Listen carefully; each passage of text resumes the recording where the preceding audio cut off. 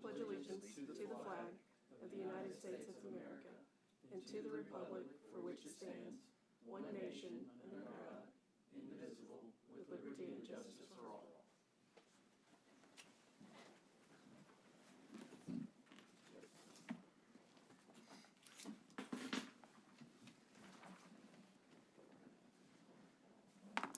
Number 3, open forum.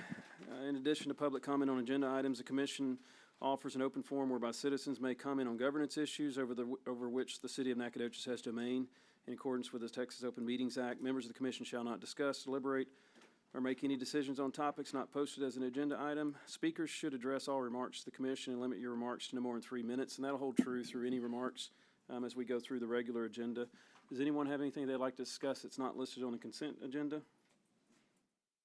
Okay, we'll move on to number 4, consent agenda, approval of the minutes. I'll entertain a motion when ready.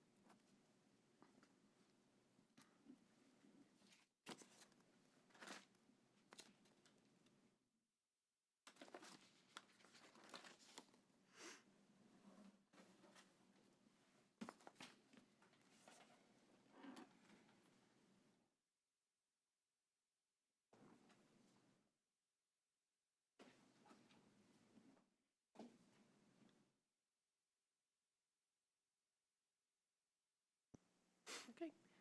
I'll make a motion to approve the minutes. Second. All those in favor say aye. Aye. All opposed say same. Carries unanimously. Moving on to number 5, consideration, discussion, possible action on items removed from the consent agenda. No. 5B, discuss and consider approval of a preliminary plat for Majestic Oak subdivision consisting of approximately 25.35 acres located on the east side of US 259, approximately 1 mile north of US 59. Turn it over to Mr. City Planner. Thank you, Chairman, Commissioners. Juan Paulette, Interim City Planner. So the proposed subdivision is located in the ETJ, the extraterritorial jurisdiction, on the east side of Highway 259 in the Central Heights community. It is approximately 1 mile north of the Highway 59 and 259 intersection. Here you can see the location of the property in relation to the ETJ boundary line to the north in purple, and the Highway 59-259 intersection to the south.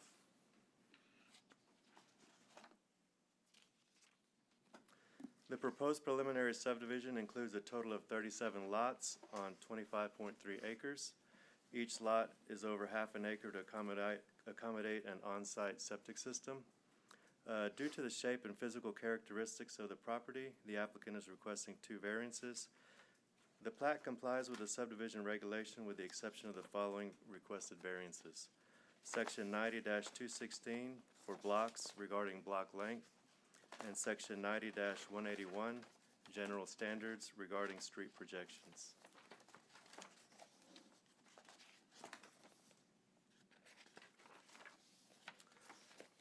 So the subdivision ordinance states that the block length in a residential area cannot exceed 1,200 feet or be less than 600 feet to ensure adequate traffic circulation. The narrow width of the track creates a design challenge that makes it impractical to meet the 600-foot block length. There's also a 20-foot wide drainage easement in between blocks 2 and 3, as well as utility easements along the eastern boundary that also limit feasible street layout.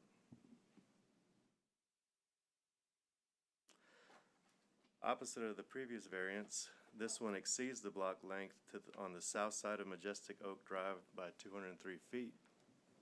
Maximum block length for residential areas is 1,200 feet. Due to the narrow street frontage, the placement of the road is not centered on the property, therefore lots to the south side back up to the southern property line. The narrow configuration of the property restricts alternatives that would comply with the maximum block length without sacrificing design or lot efficiency.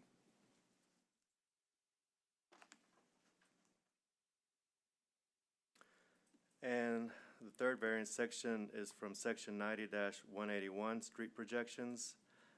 States that streets in a subdivision shall project into adjoining unsubdivided areas to ensure adequate traffic circulation and connectivity.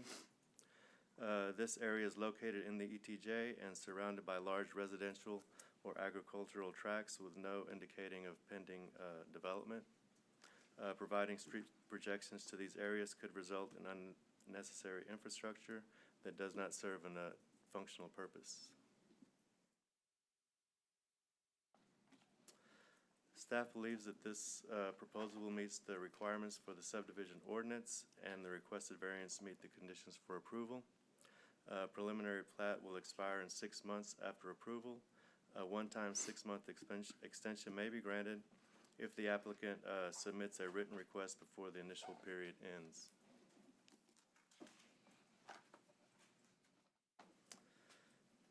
So these are the requested variants, and this concludes the presentation. I'll be happy to answer any questions. And the applicants, Eddie Aguilar and Michael Parker, are here from ETJ and Associates to answer any questions about plat design. Okay. Thank you, sir. Does the applicant want to speak or anything, or just answer questions? I think if you have a question of him. Okay. All right, Juan, can you explain what EJT is? The EJT is an area outside of the city limits that goes out 2 miles Okay, around the ETJ. all right, and and the it's city- sorry. Okay. You go ahead, you were Oh, and finishing. the city is in charge of, or they regulate subdivision of property in the ETJ as well as signs. So our taxpayer dollars would basically be maintaining this area. No, it would be either the county or it'd be a private road or a subdivision that would maintain it. Okay, perfect, We thank you. just control, just in case if we ever expand out there, Okay, it'll meet our standards. thank you.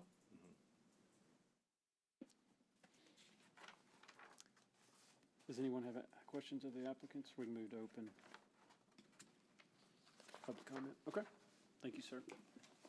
We'll open up to public comment. Is there anyone that'd like to speak on it? Okay, we'll close it to public comment and open it up for commission discussion.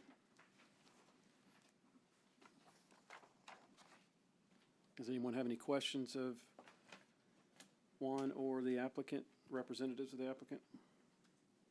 Will these lots be sold is he planning to sell these lots individually? Yes. Basically, the process, if the preliminary plat gets approved, the developer has to develop the infrastructure, and all that has to be in place before any lots can be sold. The infrastructure gets put in place, and then the city would inspect it, and if it passes inspection, then we can do the final plat. If they can also request to do a bond, assurance bond, for the infrastructure, and if they put up a bond, then we can approve the final plat at that time. So the infrastructure, electrical, water, but not sewer, right? Yeah, the sewer will be on site, septic.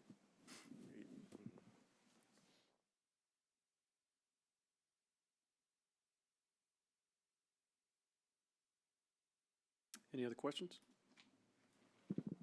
So, just for me, all these variances are really more I want to say more specific, but if we were building within the city limits where we kind of have needs for these block lengths, but where we're putting this, based on what I'm seeing in the aerial, Yeah, they're cow pastures or, Okay. Thank you. farmland, so.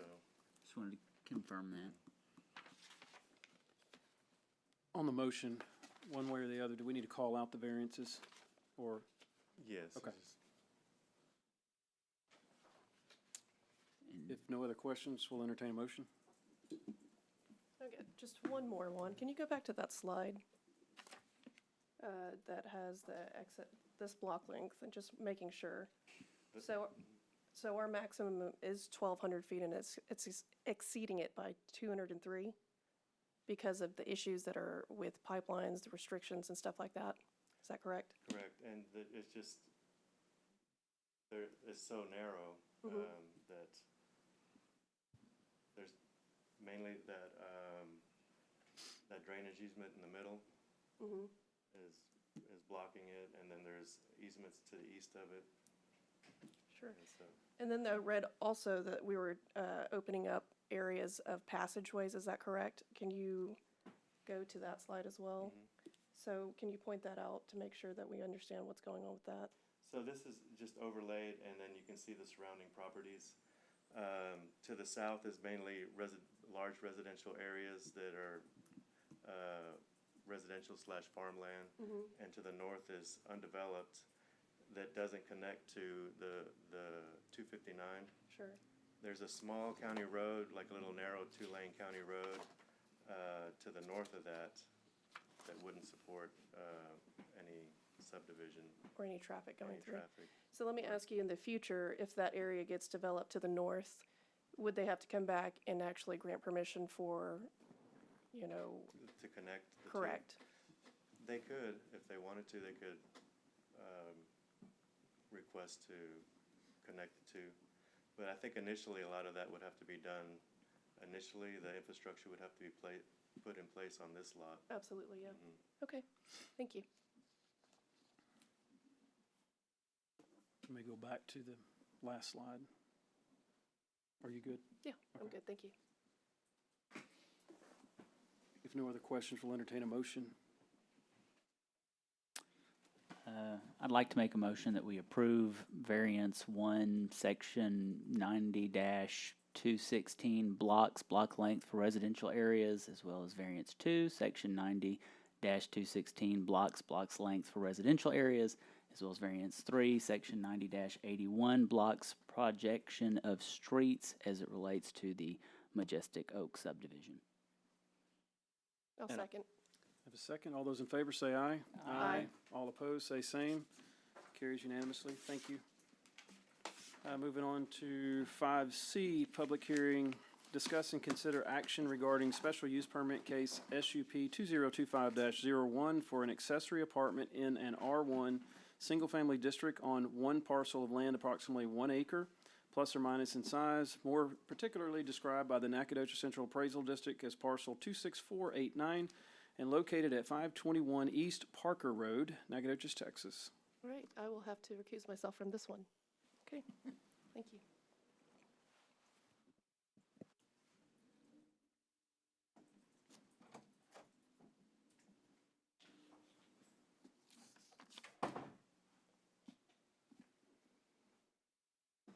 Thank you, Chairman, Commissioners.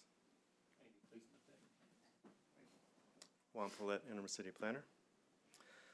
This property is located east of the Regay Street, on the north side of Parker Street. The lot is approximately 1 acre and is developed as a single-family residence with a detached guest house. The guest house was damaged by a storm, and the applicant is proposing to repair the guest house and convert it to an accessory apartment for their parents. A guest house is allowed as an accessory use by right. The difference between the two uses is the accessory apartment has a stove for food preparation requiring the SUP. The existing guest house is 510 square feet with an attached 169 square foot storage area to the east of the structure. The applicant is proposing to combine the storage area with the existing guest house for a total of 679 square feet of living space. The applicant originally planned to construct an attached screened-in porch, but has since removed the porch from the plans. The elevations show the screened-in porch that shows how, the elevations show the original screened-in porch and how it has been removed, and the modified floor plan on the right shows the layout without the porch.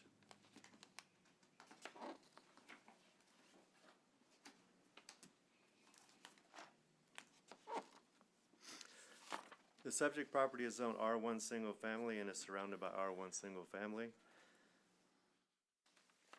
The future land use plan designates the subject property as single-family residential, and the existing R1 zoning is consistent with that designation.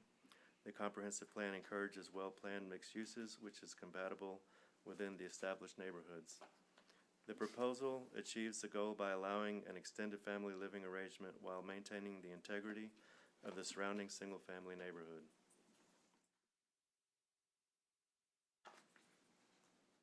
This is a picture of the subject property. The picture on the right shows the existing guest house that they're gonna convert to the accessory dwelling unit.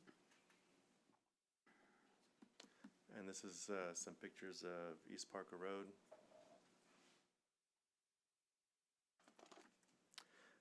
This slide shows the types of uses within the 200-foot notification area.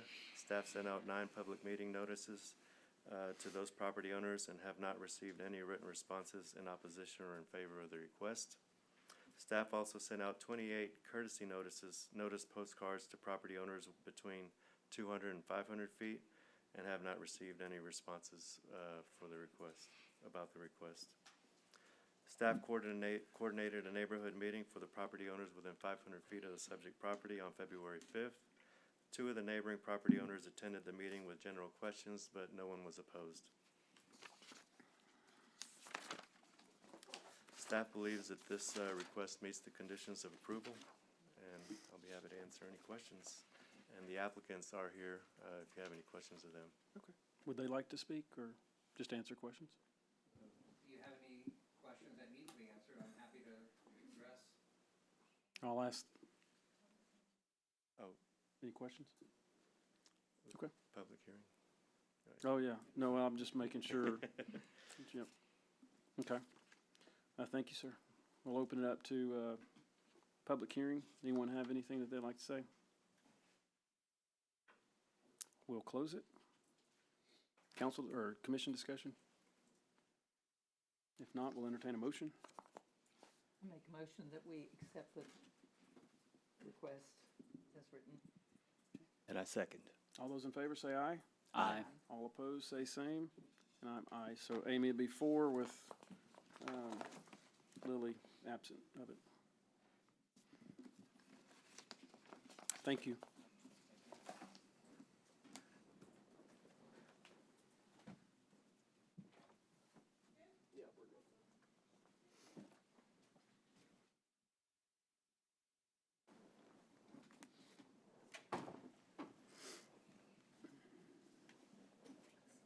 Okay, moving on to 5D. Discuss and consider action on zoning case ZON 2025-03 regarding a zone change from A, agricultural B2 to B2, general business district for 2 parcels of land approximately 2.27 acres plus or minus in size, more particularly described by the Nacogdoches Central Appraisal District, parcel 81424, lots 17 and 18, block 72, and located at 7013 North Street, Nacogdoches, Texas. Mr. Paulette. Thank you, Chairman. Juan Paulette, interim city planner. These properties are located on the northwest corner of North Street and Ernest McLean Road. The 2 tracts total approximately 2.27 acres and were previously developed with a motel. The structure was demolished sometime after 2022 and is now vacant. The applicant intends to sell the properties for future development consistent with the proposed B2 zoning.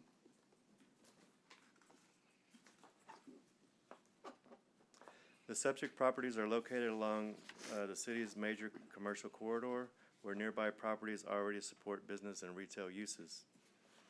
Adjacent properties to the south are zoned B2 and developed with commercial uses. Adjacent properties east that front North Street are also zoned agriculture, but are developed with commercial uses, indicating a transition towards business activity despite the current zoning. Given the property's location on a major roadway and its proximity to the city's industrial area, the proposed change is consistent with the development patterns in this area. The future land use map designates the properties as rural development and is described as sparsely populated areas with limited development, but also includes areas that are transitioning into urban uses and development. However, the property's location along the primary commercial corridor and the presence of existing commercial development in the area suggests commercial zoning is a reasonable deviation from the future land use designation. The request should be considered based on existing land uses in the area, infrastructure availability, and the potential for economic growth in the northern part of the city.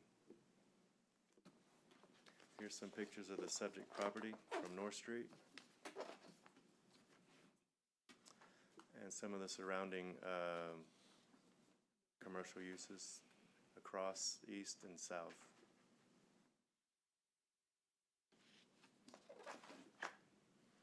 This slide shows the types of uses within the 200-foot notification area. Staff sent out 8 public meeting notice letters to those property owners and have not received any written responses in opposition or in favor of the request. Staff also sent 5 courtesy notice postcards to property owners between 200 and 500 feet and have not received any responses of the request.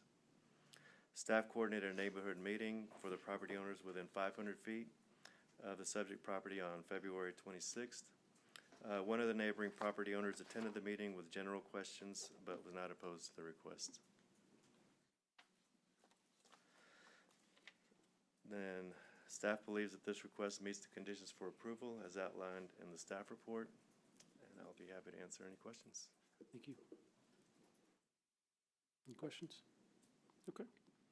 We'll open it up to public comment. Is there anyone that would like to speak on it? Okay, we'll close it for public comment. Does the applicant want to speak on anything here or no? I'm sorry, Mr. Poole. Thank you. Ed Poole, 3505 North Street, Nacogdoches. This 2.2 acre tract, as Juan mentioned, was originally a motel, which was an eyesore, to say the least, in our community. It was torn down, and our desire is to divide this into 2 tracts, 2 1-acre tracts. We have a contract on the south tract, which is lot 1. It'll be used as an office. Austin Creel is here, and he can answer any questions that you may have for his development of that lot. Lot 2 will still be for sale, and of course we'll have comparable uses. Thank you, sir. Thank you. Would anyone else like to speak on it? Okay, we'll close it for public comment, open it up for commission discussion. Any questions? Okay, entertain a motion. I make a motion to approve the zone change from agriculture to B2. Second. All those in favor say aye. Aye. All opposed say same. Okay, carries unanimous. Thank you. Moving on to 5E, consider amending the Code of Ordinances of the City of Nacogdoches, Texas, including Chapter 118, Zoning, Article 1, Section 118-5, Fees, Article 2, Section 118-67, Public Hearing, Postponement, Recess and Continuations, and Article 4, Section 118-325, Urban Core Overlay District Sidewalks, to clarify where the fee and fee amounts are specified in the Code of Ordinances. Mr. City Attorney, sir. Mr. Commissioner, members of the commission, good evening. Jerry Baker, City Attorney. What you have before you is just proposed changes to some 3 specific ordinances that are specified in the attached ordinance. If you'll look in your packet there. Thank you, Juan, for reminding me of that. On March 18th of this year, the City Council approved the adoption of a master fee schedule, which essentially was an addendum that's going to be added to the end of the ordinances. Included in that addendum, or how it's, there we go. Yeah. So let me back up then. On August 22nd, 2024, there was a council workshop on zoning ordinances, as you recall. Out of that came the subcommittee, which we've discussed several changes to the zoning ordinances. And included in that discussion was some ways to address our fees, not only in the zoning ordinances themselves, but also throughout the remainder of the code of ordinances. And in order to make it, I guess, easier to be accessible to not only the staff, but also the members of the public. And so, as I mentioned, on March 18, 2024, the council adopted the master fee schedule. This master fee schedule and includes, basically, it's a chart that specifies the specific sections, the chapters of the code, the specific sections of that code where those fees are instituted, and referenced a brief description of that fee and the current fee amount. It will be, or has been approved and is added as an addendum to the Code of Ordinances. As you see in the included ordinance that's before you today for a recommendation for approval, there are three changes: one to section 18-5, one to section 18-67, and one to section 118-325. If you just look at the red line changes there, you can see it's very simple changes. There's no changes to the actual fee amounts in this amendment. All it does is reference the master fee schedule. So nothing substantive as far as any amendments here, but just want to make sure that we don't have any inconsistencies within our code. And there will be another ordinance that will go before, just for your information, there'll be another ordinance that'll go along with this one for all the other references throughout the Code of Ordinances. So if you're talking about animals, airport, et cetera, those are going to have similar changes that are all referenced in the master fee schedule. So they'll be brought at the next council meeting with this ordinance change.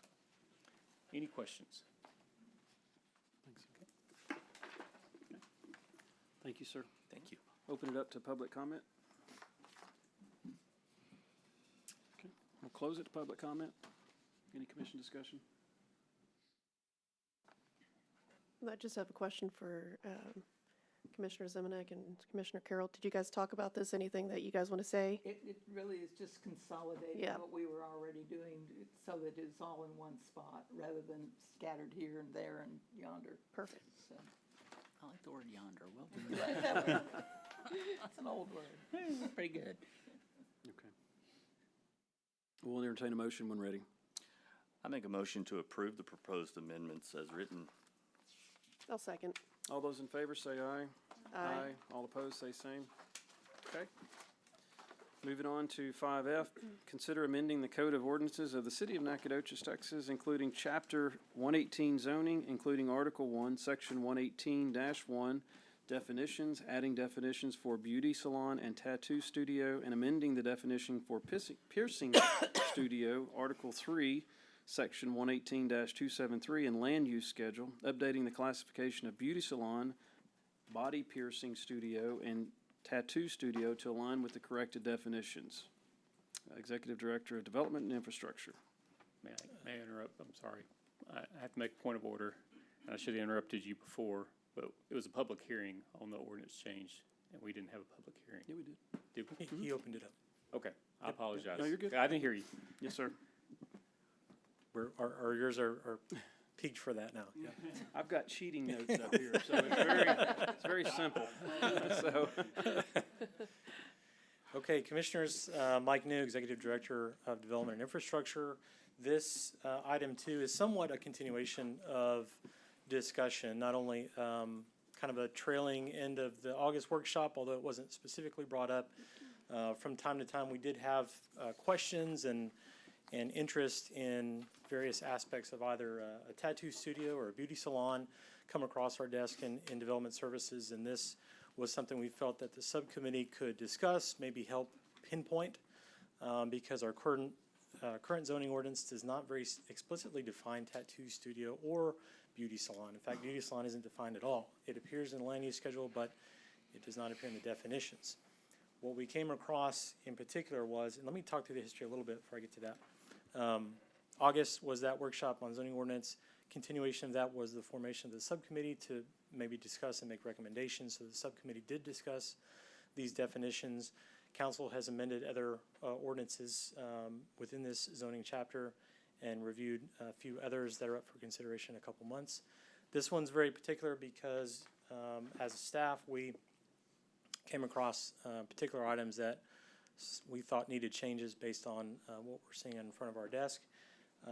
Just for the sake of public consumption and for Commissioner's sake, I'm showing you a chart showing recent ordinance changes. If P&Z makes a recommendation and subsequently council makes a decision on these changes, we will reflect those on our website at this location, much like other recent ordinance changes. So getting into the definitions. We haven't defined beauty salon at all. We've defined tattoo studio as a place for tattooing. Using the same word for the definition is not good practice. And we've created a definition for body piercing studio. Piercing and tattooing was sort of lumped together within the land use schedule. We've separated that a little bit. What our definitions do reflect is language similar to Texas Department of Licensing and Regulation. Those definitions allow for these particular services to be licensed through the state. We don't have a local license particular to any one of these land uses, but the language we've used matches those definitions and is very specific to identifying the difference between each one. One of the interesting things about the tattoo studio in particular, and I am woefully unprepared to speak to the specifics of this, permanent cosmetics. It was a gray area that you could slide it into beauty salon, you could slide it into tattoo studio. The TDLR doesn't necessarily make a distinction, although it does classify it as specific to tattooing. We know in practice that typically tattoo studios don't provide permanent cosmetics as a particular service. It's more of a beauty salon activity, but we still need to make that distinction because our land use schedule requires a specific use permit for tattoo studios and allows beauty salons by right in B2 and other business uses. So it was important to make this distinction so that if future applications for use came across our desk, we could provide clear communication. And the change in the land use schedule simply reflects those distinctions. It doesn't change land uses. It doesn't create additional regulations or prohibitions. And after the public hearing, I'll entertain questions. Thank you, sir. And we'll open it up to public hearing. Anybody like to speak on it?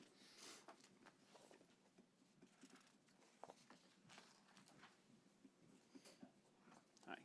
If you'll state your name and address, please. Brittany Holden, 2318 Pearl Street, apartment 102, Nacogdoches, Texas, 75965. So I do agree with this. I just want to say that I'm happy that y'all are doing this, actually. Like, I'm in support of fixing the definitions, making it a little bit more clear, because we ran into that a lot. What happens too, what we were looking at a lot, is people were opening up beauty salons, not just doing permanent makeup, but doing small fine line tattoos under the fact that they were a salon. The same with piercings, they were also doing that, not just lobes, but body piercings in general. The sanitation that goes into both of those are different. So I just want y'all to be aware, and I do support this because it needs to be looked at. They do need to be separated so that things are fair for everyone. That's all I wanted to say. I appreciate it. Thank you. Thank you.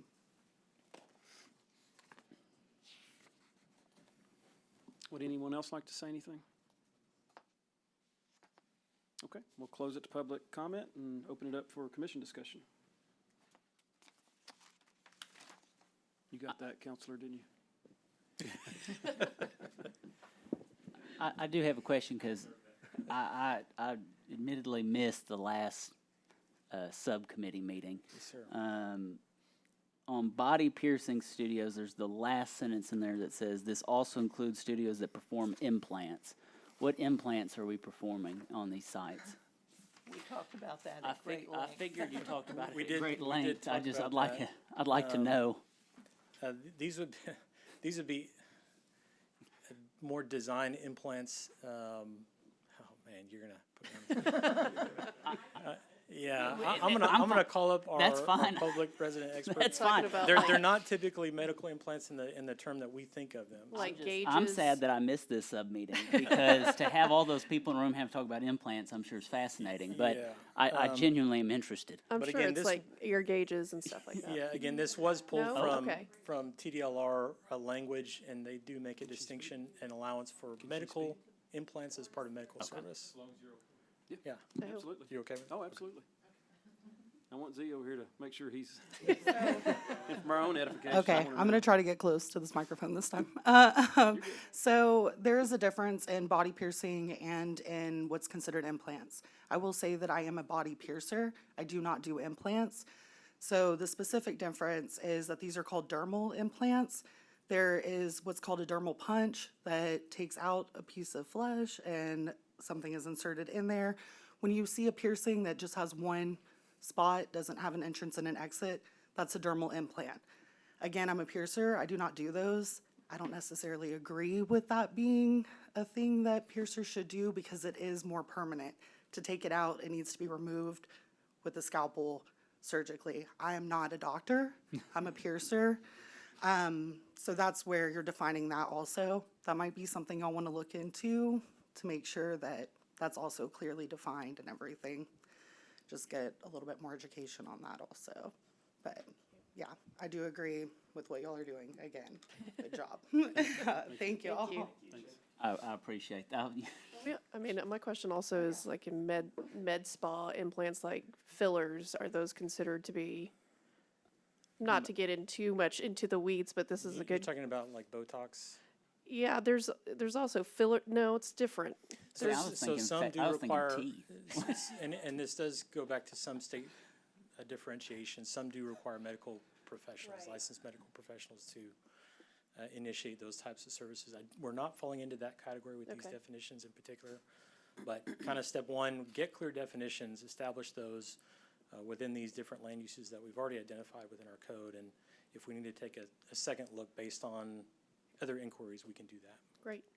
So then, just for interest, right now, if I wanted to get an implant, what facility am I having to go to? What are they licensed under? It depends on the implant and the requirements for implanting. Well, 'Cause if the surgery is required, it would be a medical facility.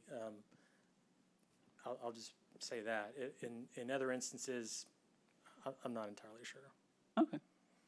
My questions have been answered beyond reproach. Thank you. Appreciate that. Ruth, did we miss anything? Like I say, we talked about this at great length, and I'm not sure that we Well, ever figured it out completely. And I know you're sort of taking this all in. I will say that we did come across one facility that we issued a zoning ordinance violation to. It was a beauty salon that was doing what you would consider traditional tattoos. So they weren't authorized to do that under our code. They weren't permitted. They did not have a specific use permit. We did notify them of that. They have since agreed to cease those operations subsequent to applying for a specific use permit. So that is one of the drivers of this. The other is, of course, to provide clear definitions and communication within our code. Thank you, sir. Any other questions? Okay, we'll entertain a motion, please. Make a motion that we accept the amending of the Code of Ordinances as presented. And I second. All those in favor say aye. Aye. All opposed, say same. Okay. Thank you, sir. Appreciate it. Moving on to 6, zoning ordinance subcommittee report. That's you, Ruth. That's me. I think for most of it, we've talked about already. This is a change in definitions. We did do some talking about parking.